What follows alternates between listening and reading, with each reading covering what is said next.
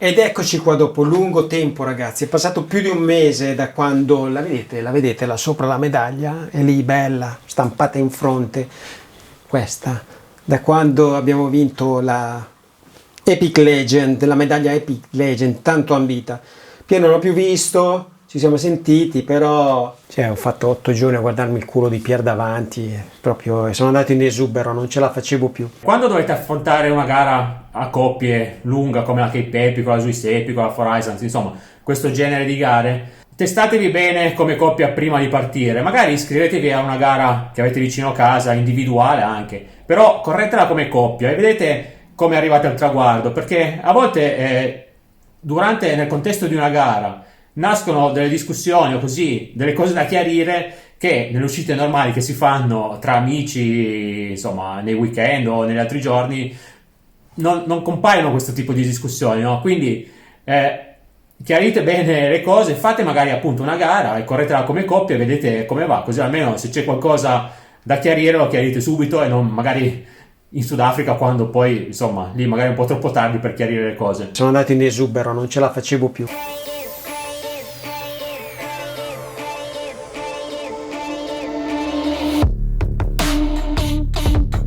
E niente, siamo qua a rispondere alle vostre domande, come promesso. Come ci siamo preparati, quanti chili abbiamo perso, come ci siamo alimentati?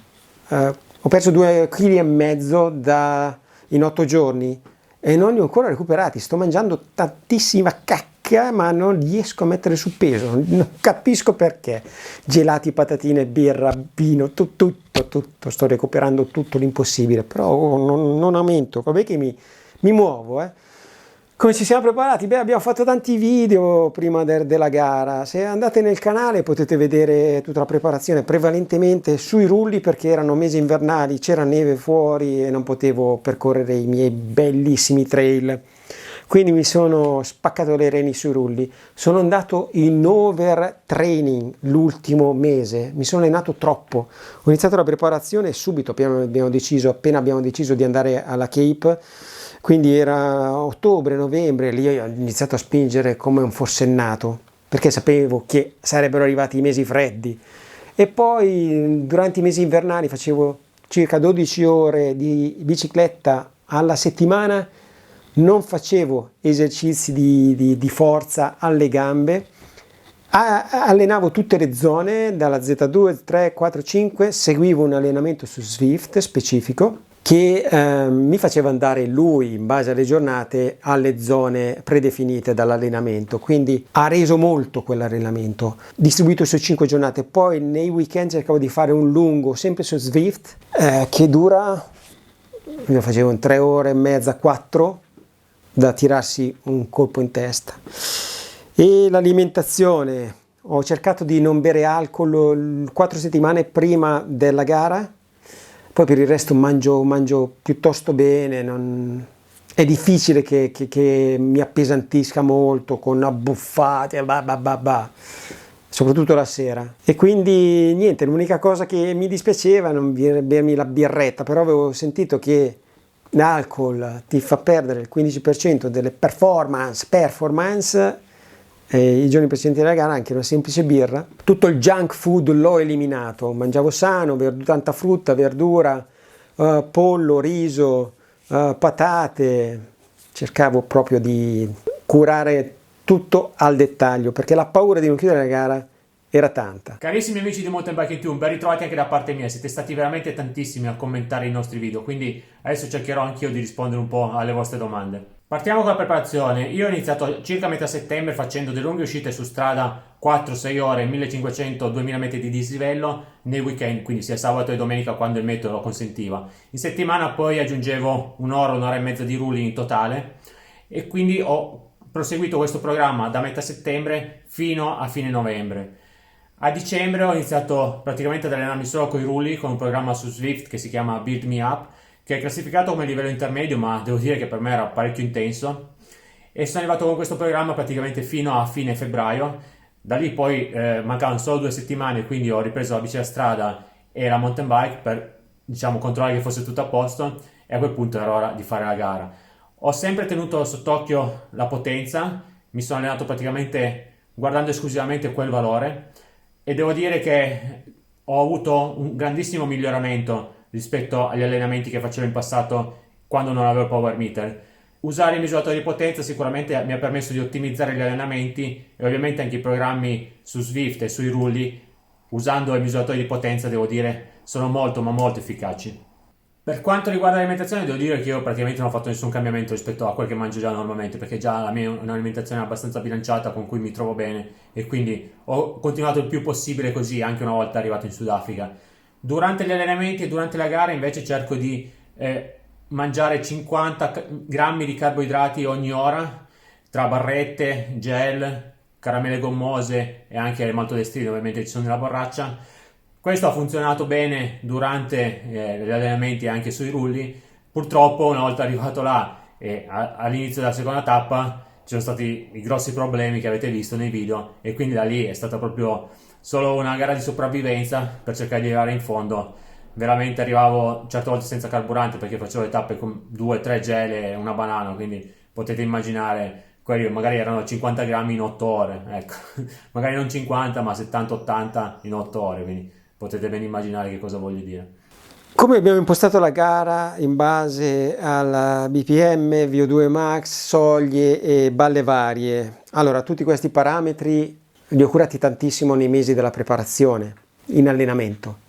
In gara guardavo prevalentemente i watt e i battiti cardiaci e avevo sul Garmin le soglie, le varie zone di frequenza cardiache, ma sono parametri, quelle delle soglie, che sono balzi le prime 2 giornate. Poi nei giorni a seguire, quando la stanchezza cresce, sono parametri che non valgono più, perché faticavo ad arrivare al mio picco massimo di frequenza. Dalla terza giornata in poi è difficile che sia arrivato a 150 battiti quando la mia FC Max è sui 167, 170 battiti. Cercavo assolutamente di non andare mai fuori giri, perché poi l'avrei pagata. E quindi cercavo di utilizzare sempre un 70-80% di potenza e di battito cardiaco. Però tutti gli altri parametri sono importantissimi da curare durante i mesi e le settimane di allenamento. Nel computerino avevo indicazione sia delle zone cardiache che di quelle di potenza. Devo dire che controllo praticamente solo quelle di potenza, perché quelle cardiache dopo, col passare dei giorni, diventano meno significative, perché il battito massimo che si riesce a raggiungere diminuisce, di conseguenza anche le zone sono meno così rappresentative dello sforzo reale che si sta facendo, mentre invece la potenza bene o male rimane costante. Quindi sì, si riusciva a controllare in gara, sì, ovviamente sul computerino, sapendo bene dove guardare, si dava un'occhiata per controllare che fosse tutto come previsto. E penso che la maggior parte della gara l'abbiamo fatta tra Z2 e Z3 parlando di potenza, e con qualche così qualche zona, qualche periodo in Z4 e pochissimo in Z5, perché ovviamente bisognava controllare e cercare di risparmiare il più energia possibile. Sul computerino poi ovviamente tenevo anche l'indicazione del dislivello totale complessivo percorso durante il giorno, per sapere bene o male quanto mancasse di dislivello. Per me è sempre un'indicazione molto importante. Allora, lo sbalzo termico è stato significativo, nonostante Lugano non faccia un freddo gelido durante l'inverno, però sicuramente si è sentito assolutamente il cambiamento sia di temperatura che di umidità, e soprattutto c'era un vento veramente che martellava di continuo, e quello per me è stato veramente fastidioso. Abbiamo chiesto noi all'agenzia Bike2Bed di metterci a disposizione delle camere singole, perché volevamo avere un po' più di nostri spazi, diciamo, al termine della gara. Ovviamente ognuno ci si rilassa un po' in modo diverso, quindi avere la propria camera è sicuramente un vantaggio da quel punto di vista, e anche perché ci siamo portati dietro un sacco di roba, oltre alle divise, ovviamente a tutto quello abbigliamento da bici. Ci siamo portati dietro anche il nostro abbigliamento civile e in più un sacco di attrezzatura multimediale, quindi insomma avevamo parecchie valigie e parecchie cose da portarci dietro. In una camera singola ovviamente c'è un po' più di spazio, però Bike2Bed è sicuramente in grado di fornirvi qualsiasi tipo di soluzione voi vogliate. Come mi sono trovato con la bici? Beh, io sono innamorato del mio mezzo e mi sono trovato benissimo. Ho avuto solo un piccolo problema con il telescopico, che avevo già avuto in passato con un'altra marchia di telescopico, sempre dovuta al fango, all'acqua. Cosa avrei cambiato della bici? Nulla. La bicicletta era perfetta. Soprattutto la trasmissione elettronica penso sia un plus per queste competizioni. Marathon fatte a multigiornata, soprattutto se c'è tanto sporco, tanta sporcizia. Il cambio era molto preciso, non mi ha mai dato problemi. La batteria, solo una giornata, mi si è accesa la spia batterie in riserva sul Garmin, sul GPS, che è connesso al sistema elettronico, ma mancavano 5 km, quindi non ho dovuto fermarmi a cambiare la batteria. E poi la tenuta stagna è eccezionale, sono entrato in pozzanghere alte 1,5 metri, completamente con la trasmissione, niente, non mi ha mai dato noia. Io con la Stola M1 mi sono trovato benissimo, come anche nelle gare che abbiamo fatto negli anni passati, quindi praticamente non cambierei nulla e non è cambiato nulla dalla bici originale, quindi assolutamente una bici di altissimo livello. La bici non è che è da buttare alla fine, però sicuramente ha bisogno di una manutenzione straordinaria. Io sto smontando i componenti, qualche componente è ancora smontato, quindi non sto usando la bici al momento. Sto cercando di fare una pulizia il più possibile profonda per avere un po' di nuovo la bici come nuova, e poi tra un mesetto, diciamo così, dovrebbe essere tutto a posto e quindi potrò ricominciare ad usarla. Cosa rifarei allo stesso modo? Diciamo praticamente tutto. L'unica cosa che veramente, se potessi tornare indietro, cambierei è quella di arrivare in Sudafrica qualche giorno prima, magari il sabato o la domenica precedenti, per avere una settimana intera per adattarsi, perché sicuramente aver avuto solo 3 giorni è stato probabilmente una anche delle cause che poi mi ha portato a star male al termine della prima tappa, quindi probabilmente una settimana in più avrebbe aiutato. Siamo arrivati là e sembravamo belli pimpanti, però poi il giorno prima di iniziare la gara è venuta fuori tutta la stanchezza, quindi secondo me una settimana di adattamento è il periodo giusto. Componenti di manutenzione, o sarebbe meglio farci la manutenzione da soli? Allora, la Corona monta una 32. La manutenzione veniva fatta molto bene. Catena pulitissima, freni revisionati, pastiglie cambiate, perché dopo 5 giornate erano completamente andate. Onestamente non consiglio di farvi la revisione da soli, perché arrivate, date la bicicletta a chi ve la pulisce, l'organizzazione, che la pulisce così così. Alla Four Islands non mi è piaciuto come la pulivano. Io tornavo il giorno dopo e la catena era ancora piena di sabbia, anche se la oliavano, però non era una cosa fatta a dovere. Qua invece il mezzo era perfetto.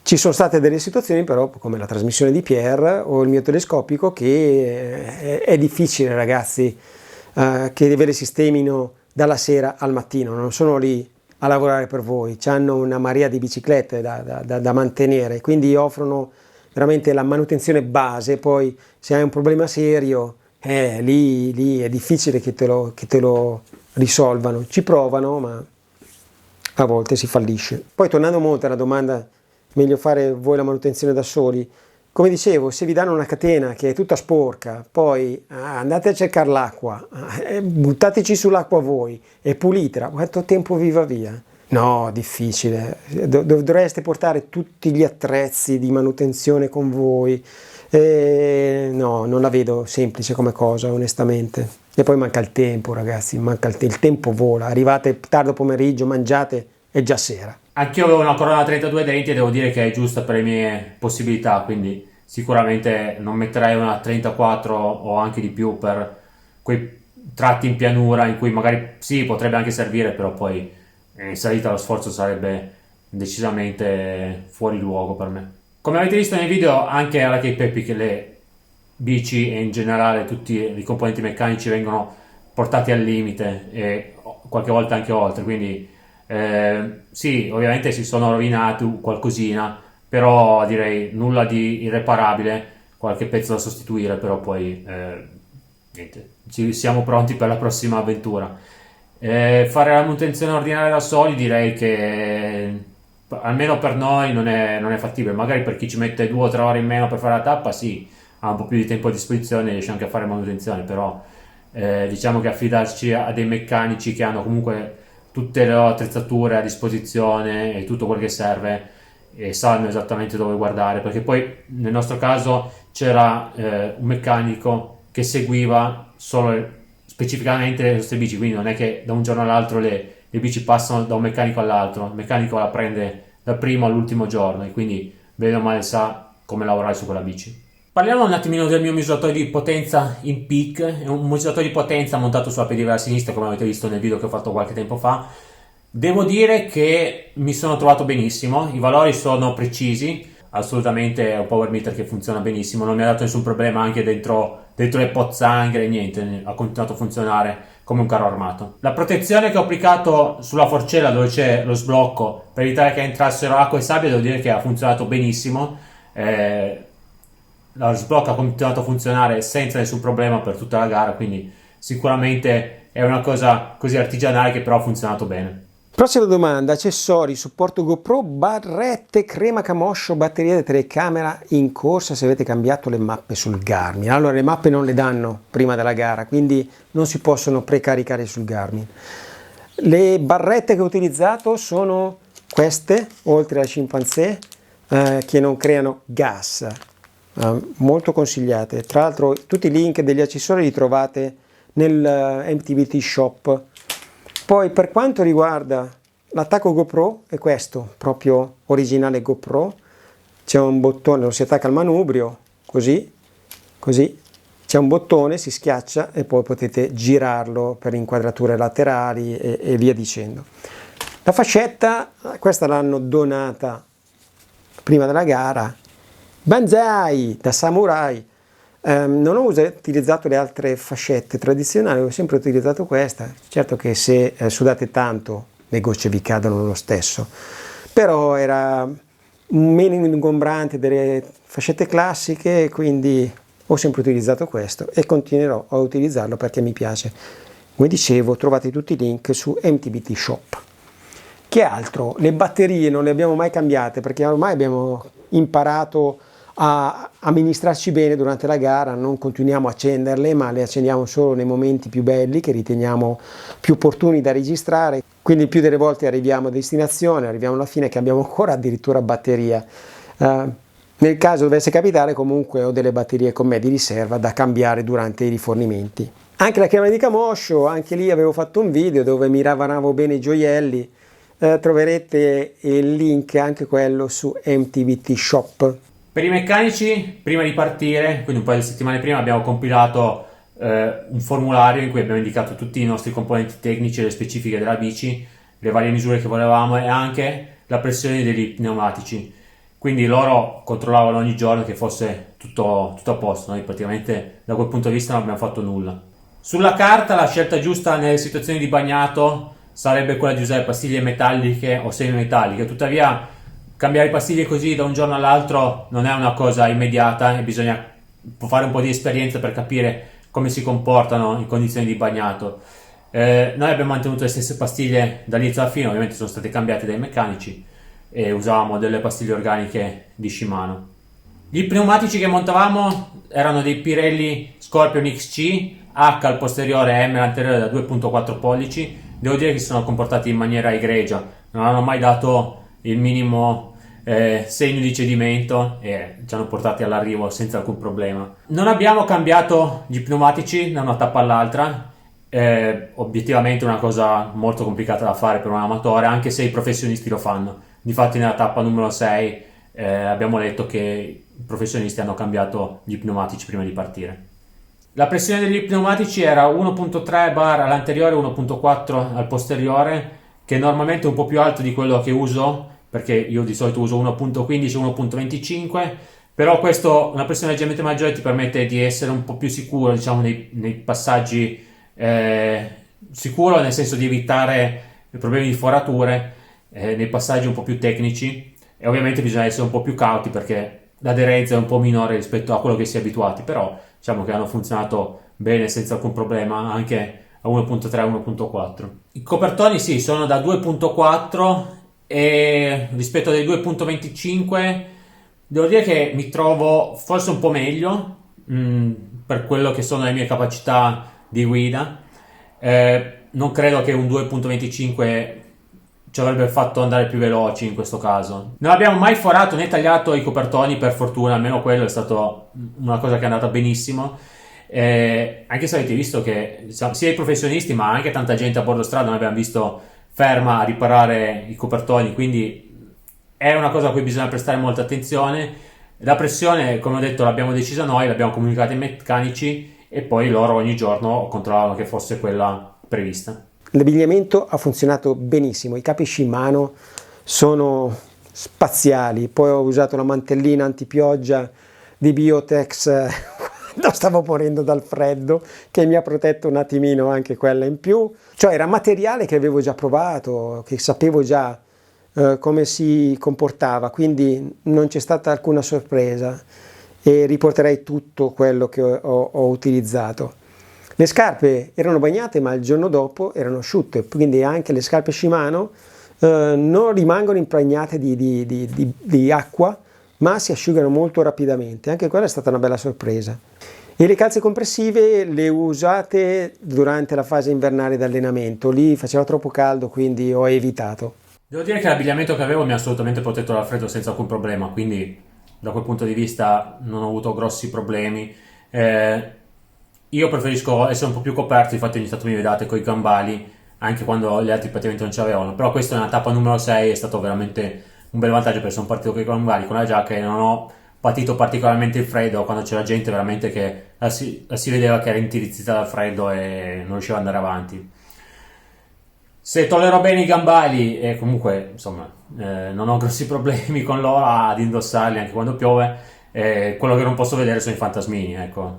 Quello proprio non, sono una cosa inguardabile per chi va in bici. Va bene chi fa triathlon perché non può fare diversamente, però gli altri, almeno un calzino medio o lungo, perché io uso sia il medio che il lungo, insomma, altrimenti no, non va bene. Solo nel triathlon, ma nelle altre discipline no. E invece uso sempre il mio bel sottocasco che fa un po' papalina, però quello lo trovo molto efficace per proteggermi dal sudore e non farlo colare dentro gli occhi. Sensazioni ed emozioni, la rifareste? Beh, la Cape Epic è stata un turbinio di emozioni per 8 giorni, situazioni diverse da tutti i punti di vista, sia climatiche che emozionali, sia tecniche, tutte nuove da gestire. È una gran bella gara, è consigliabile, io la rifarei. I trail sono bellissimi, se non fosse stato per lo stage 6, che quello lì veramente mi ha dato in esubero, ma tutti gli altri, ripensandoci, avremmo percorso centinaia di trail, uno più bello dell'altro, dei panorami spettacolari. Era come vivere un sogno, veramente. Passavamo 8 ore in bicicletta, 8 ore come partire da Milano e arrivare giù in Puglia per me, ragazzi. E noi le passavamo in bicicletta e volavano. Partivo al mattino, pam, arrivavano alle 4 del pomeriggio in un battibaleno. E se il tempo vola in quel modo vuol dire che ti stai divertendo, che quello che stai facendo lo stai vivendo appieno, perché non guardi l'orologio e non vieni controllato dal tempo, ma ti estranei da tutto e da tutti. Ed estranearsi da tutto e da tutti facendo una cosa che ti piace è la cosa più bella del mondo. Adesso che rivedo i video devo dire che penso che ce l'ho fatta. Mi sono posto un obiettivo e sono riuscito a portarlo a termine. Quindi adesso anche quando tra virgolette ho qualche difficoltà mi dico tra me e me, cavolo, però ho fatto la Cape Epic, vuoi che non riesca a fare questo o quell'altro, quindi è stata una bella soddisfazione. Non la rifaremo il prossimo anno, però mai dire mai, insomma, magari in futuro, però sicuramente non è nei nostri piani per il prossimo anno. La Cape Epic è molto dura perché è lunga ed infinita, non finisce mai, è dura perché c'è sempre vento, è dura perché in una giornata puoi vivere 4 stagioni diverse, come dicono lì, però non è dura quanto la Swiss Epic, secondo me. La Swiss Epic è più tecnica a parer mio, i trail cambiano sempre, quindi non è che percorrete sempre gli stessi trail. L'anno in cui l'abbiamo percorsa noi ci sono stati alcuni tratti dove io avevo veramente timore, quindi sganciavo e la facevo a piedi perché era oltre alle mie potenzialità. Poi salite infinite, si arriva in quota 2004, manca l'ossigeno, iniziano discese tecniche e lì è la problematica, perché non hai abbastanza lucidità per per vedere oltre, per guardare lontano. È una serie infinita di problematiche la Swiss Epic, secondo me. Bellissima, perché la Svizzera in quota è bella, però è anche difficile. Quindi se volete provare a cimentarvi, a fare una Epic, quello che vi consiglio è iniziare con la Four Islands. Bella, bellissima. Anche lì trail che sono delle boutique. Le percorrenze non sono esagerate, così come l'altimetria. Quindi è una bella esperienza per provare a respirare l'emozione gara. Allora, la gara più tecnica secondo me è la Swiss Epic, perché ci sono delle lunghe discese, single trail veramente alpini, quindi con molte rocce, radici. Bisogna fare molta attenzione in quelli, perché lì è veramente facile sbagliare e farsi male poi. Alla Cape Epic i trail sono un po' più lavorati e quindi, insomma, per chi è bravo è anche molto più divertente da fare. Secondo me appunto la Swiss Epic rimane una delle più tecniche, la Four Island non è da sottovalutare perché tante discese sono piene di sassi che non sono stabili, quindi è molto complicata anche quella, ovviamente è più corta, quindi sembra un po' meno tecnica, ecco, però il livello è veramente alto anche lì. La Cape Epic invece è lunga e proprio ti sfinisce a livello di fisico, quindi fare magari un single trail dopo 70, 80, 90 km e già arrivare stanchi, bisogna fare molta attenzione. Nonostante non siano trail tecnicamente estremi, bisogna fare attenzione perché è un attimo sbagliare anche lì. Una cosa che sicuramente si nota è che alla Swiss Epic non c'è il prologo, mentre sia alla Four Islands che alla Cape Epic c'è. Non conosco la spiegazione ufficiale per questo, posso immaginare che sia perché alla Swiss Epic si parte con delle belle salite lunghe, 10-15 km su delle mulattiere o comunque delle strade asfaltate, in cui il gruppo si può sgranare bene e non c'è bisogno di così fare già una preselezione e un ordine di partenza in modo da non intralciarsi tra atleti più veloci e atleti più lenti. Alla Cape Epic e alla Four Islands le prime tappe sono abbastanza facili, quindi diciamo per avere una partenza in fasce più omogenee alla prima tappa si fa un prologo, così almeno poi si parte in base ai risultati del prologo, i più forti partono davanti e poi mano a mano i più lenti partono indietro, quindi non intralciano quelli che sono partiti davanti. Punti di forza dell'organizzazione e quali sono da migliorare? Allora, l'organizzazione della Cape Epic è spettacolare, 1400 anime, tutto organizzato a pennello. L'unica pecca è stata quella riguardante lo Stage 6. Hanno programmato il percorso per la prima volta nella storia su un terreno che secondo me non conoscevano del tutto, quindi hanno dovuto affrontare delle problematiche che non erano a conoscenza, tipo terreni argillosi che si sfaldavano, e questo non è concepibile. Se tu fai passare 1400 anime su dei terreni devi essere sicuro che il terreno regga, altrimenti invalidi la gara. Il piano B a cui io mi riferivo era: se tu sai che quei terreni sono fatti in quel modo e che c'è stata pioggia dura il giorno prima e ci sarà pioggia dura anche durante la giornata, tu devi evitare il passaggio su quel trail. Il piano B era quello di avere trail alternativi in modo da cancellare quel pezzo da 2 km e fare un'altra strada. Questo non hanno tenuto conto e questo mi ha fatto un po' arrabbiare. Un'altra cosa che avrebbero potuto fare meglio, hanno esteso il time limit, il limite del tempo, a fine gara, perché sono arrivate le Iene. Le Iene chi sono? Sono i due corridori dell'organizzazione che chiudono il gruppo. Quando sono arrivate le Iene sono andate dalla direzione a dire: ragazzi, c'erano dei trail che era impossibile farli, dobbiamo assolutamente estendere il tempo limite, perché c'era un sacco di gente disperata per terra che piangeva perché non era arrivata al tempo, non era arrivata nel tempo dovuto, e quindi hanno esteso il tempo limite. Ma questa cosa avrebbero dovuto farla anche prima, non c'è bisogno di aspettare le Iene, perché ci sono le jeep durante i percorsi, degli osservatori, non so, fanno parte dell'organizzazione, che vedono i poveri cristi come si stanno dannando. Quindi con una radiolina, con un cellulare, con un WhatsApp, comunica la direzione che ci sono dei trail impercorribili e estendi subito ponendo dei cartelli fuori dalla jeep: time limit extender, non farti prendere dall'ansia e vai via tranquillo, ragazzo mio, perché noi eravamo in ansia e questo non va bene. Ogni volta che ci penso mi inalbero. Guardandola sulla carta, la Cape Epic non sembra così estrema ed è un po' la considerazione che ho fatto anch'io prima di partire.